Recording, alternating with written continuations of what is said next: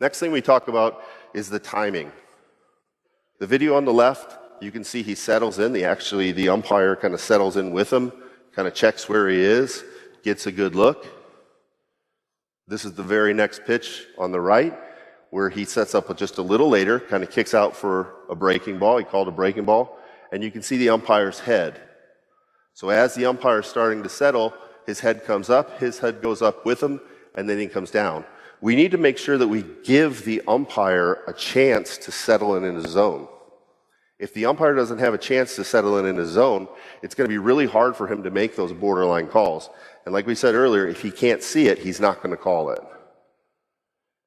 Next, we talk about the height. The height of the target matters in a couple of different ways. One for the pitcher, and then, in my opinion, most importantly, for the catcher. Okay? The top picture it's a young man that liked to give really low targets. So he thought he was helping his pitcher out, but he would lock himself up. You can kind of see how his elbow would get stuck inside. The problem was, from there, he's so locked up that he'd have to lift out of it, and then he's making a move and he's consistently late to the ball. The picture on the bottom is when he just lifted his glove up, I don't know, 3, 4, 5 inches, and you can see how his body settles in completely. So we need to make sure that the catcher's target doesn't hinder his ability for him to help the pitcher.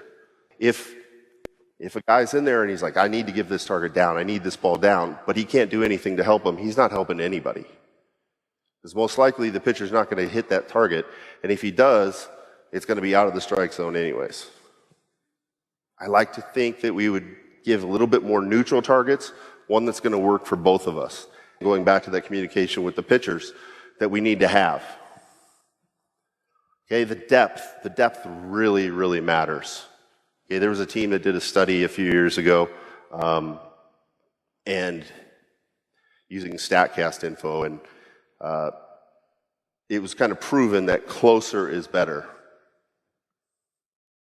It's easy to figure out why, though, honestly. If I'm back here and the plate's up there, if I'm at the back of the catcher's box, that's 8 feet from the tip of the plate. That plate's going to only look this big. The closer you get to it, the plate's going to look bigger. So as the ball comes near, the chances of it being called a strike are just going to be greater. Then you can see on these the difference of where these guys set up. So having the guys push into the hitters a little bit and living with an occasional catcher's interference, just because it's usually a bad swing. Stance variability. I believe that you need to have a knee stance, a primary stance, and like 8 hybrid stances. If you want to have a secondary, that's fine in my book too. I don't really care. But you'll see here with Will, just the different ways that he goes about this. It's more of a traditional, it'll set down early. It's all going to be based, with all these guys, there's more guys coming up, based on what they're feeling, their rhythm, their timing, their ability to move in space, their anticipation. It doesn't really matter. There's a million different ways to go about it, but we just need to make sure that our guys don't just get stuck in having a primary and a secondary.